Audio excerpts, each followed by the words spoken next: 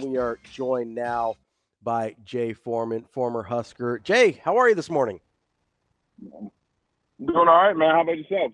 Oh, we're doing all right here, just trying to get excited for Nebraska spring football and everything that kind of goes with it here. Jay, I'm curious as you kind of we're a couple days in here. We've heard Coach Rhule talk. We've heard a couple guys talk. I'm curious what your goals would be if you were in the room for Nebraska this spring. Like, what are the couple of things that you would most want to accomplish over the next month?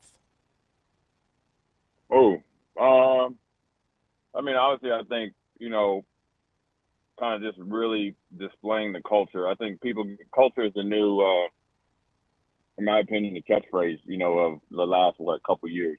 Culture. PJ Fleck talk about a culture when really what it comes down to a culture is, in this case, Coach Rhule and the staff and the administration, obviously Troy and everybody else involved. They have a blueprint. They come in, it's like a building, and then everybody has to go build the building, and not, and obviously it's the fine details that make that building really sturdy. So you want to start over like in the spring, with that analogy, because every year you're rebuilding your identity and your foundation of what your, core values are and all that. Then now you have to have different people that display those and then also hold people accountable. That's number one. Then obviously number two, you always want to be physical and fast and not turn the ball over. But I think the biggest thing now is this is a unique year for Nebraska football. It's kind of like the first year of true transition, right? Where you got to think, we've had multiple coaches, but you always had really you're decent enough or known names as like holdovers, right? Mm-hmm. Now you got a whole new crop of fresh faces, especially on the defensive line. You got, Dylan, who has to take a huge step as far as, true, tangible leadership. Then obviously he has to continue to get better as a player along with everybody around him. And then obviously, build that continuity, with, the new receivers and weapons that have came in. All the while, right, creating a culture or creating this atmosphere of extreme pressure, extreme peer pressure, which is I think is really really good. That's the only peer pressure that you really want. And then also building a bonded team. And then obviously with the whole 105 looming out there that you have to potentially have to get down to at some point in time in this football calendar. So really, it's just you got to be hands on. And obviously, the foundation stuff is what you have to really, really, continue to work on because there was obviously, improvement on it, like, last year. But then also you got to really let guys go out there and try to, sink or swim because now you have to find the guys that really, can be the answers, right? Because I think right now, more than anything, you got a lot of options. I think you got a pretty talented team, a good looking team. I'm sure, I've seen a couple guys walking around like, I've seen them, downtown and stuff. They look, they've done the work. Now you have to become from an option to an answer. And those answers are only going to be, come to fruition through, the spring ball. All right, Jay. So I know you talked in general just about the entire program and kind of just rebuilding, making sure the culture continues to be built. With the change that was on, namely the coaching staff and some of the new addition with the players and all the different changes and all that sort of stuff, is there a position group that you think needed a little bit more this offseason and especially this spring that needs that extra boost of buying into the culture of the changes that came in that they need a little bit of maybe that refresher of what Matt Rhule's looking for just in the locker room? Yeah, I don't think I think they have a really good locker room, guys that want to truly want to win and be the best that they can be. So I don't think I think there was some buy-in issues with other staffs and stuff, and obviously it was pretty prevalent. I don't think you have that problem as far as buy-in. I think the new defensive line coach, I think he's probably along the lines of what Matt Rhule likes. I've been really, impressed and just, watching him, his press conference. But then also I know a couple people that worked with him at Kansas City, and they said he's a stickler for the details. He is very, very, very factual, commands the room, has a presence about him, always coaching, and more importantly, always learning. And I think if there's one group I think that could, will benefit of, from a new coach like that, I think is a young, impressionable, regardless if you came in as a transfer portal, a true freshman, or like a Keona Davis or Van Poppel, a ton of potential, or Elijah Judy, where this is your last go round.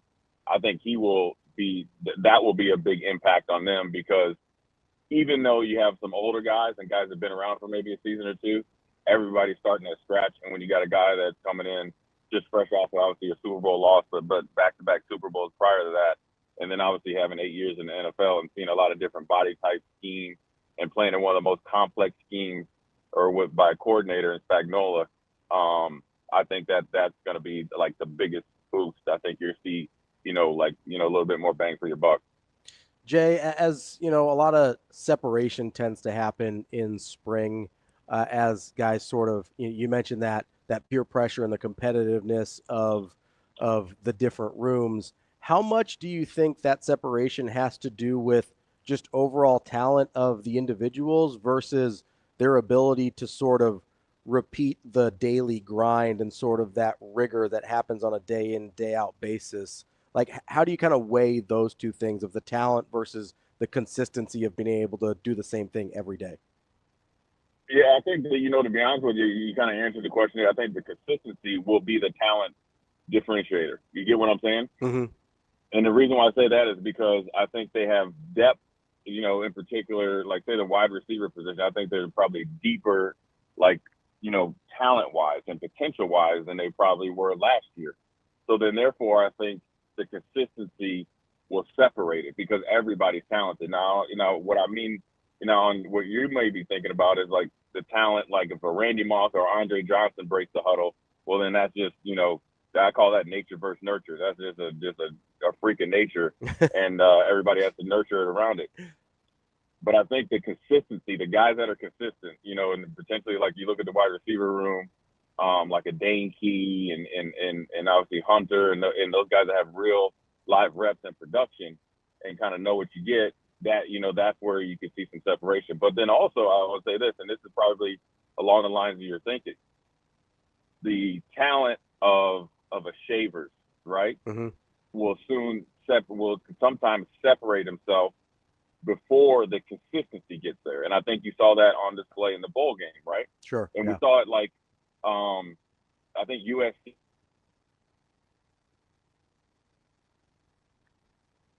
Oh, Jay, you still there? And so then, yeah, I'm still here. Okay, right. Go ahead. Sorry, we lost you for a second. Yeah, sorry about that. Yeah, a little dead spot.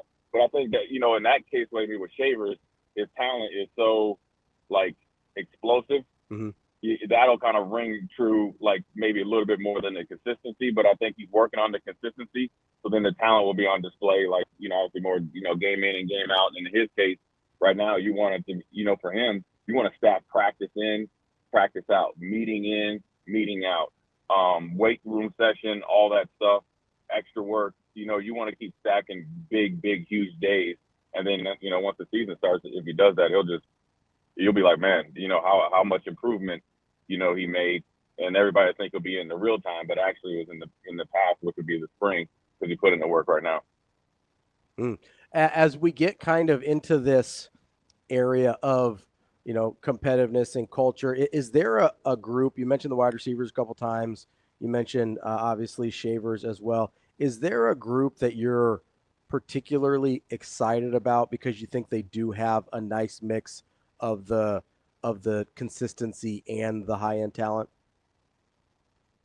Yeah, I'd probably say, the linebacker. I'm always going to be biased towards the linebackers. I think that you could, I think you get a little bit of a bonus if you get a Javen Wright for a full 12 games in a bowl game. I think that, I think he adds a unique talent, along with, I guess I'll throw McCullough in there. I mean, you talk about two guys, 6'4", 6'5", that can pick them up, put them down. Yeah. Their length, speed, and playmaking ability make up for anything that we just talked about with the previous question and answer. So I would say that, number one. I'm really, really interested to watch the line grow. And the reason why I say that, everybody talks about, kind of Pritchard and everybody else, you kind of know, I wouldn't say who the starters are with Latowski and all that. But I want to see, like Grant, with Bricks and those type of guys, the big step that they could take not only in the spring but in the through the summer. That's where you'll really I call it cooking with peanut oil. Is like you're getting the depth, and you got I can see why that guy was I think Bricks was a huge recruit. Mm-hmm. Matter of fact, I know he was. I don't know all the details, but so you're like, okay, I see it. That's where you get to the point where you start to reload on your offensive line instead of rebuild. And so that's what really interests me, that group. And then obviously I think that really the spotlight goes on to like two groups, I guess, just off, and it's more or less like the running back room. Quentin Nyes, I'm sure Matt Rhule walking around, he looks the part, and he's shown flashes. Can he make that huge step to being the for sure like number two? And then you talk about some other guys that have made some flashes as well. Can he hold off the competition, or can he separate himself, right? Because you're going to need more than one runner. And then obviously in the defensive back room, obviously you got a good veteran with Hartzog, you got Buford, and obviously you got Deshaun coming back, so you feel good about your veteran presence, right? Mm-hmm. But what about obviously Damon's on your show. What about a Caleb Benning? What about the young guys that got the bowl games? Jones stepped in at corner, I think, in the bowl game. Yeah. A great athlete. Those guys, right? Those are the guys that are really, really, could jump off the map, but then also make your team and your defense a lot better. That's Jay Foreman, former Husker. Jay, we appreciate the time, and I'm sure we will catch up with you again soon. All right, man. Stay easy, guys.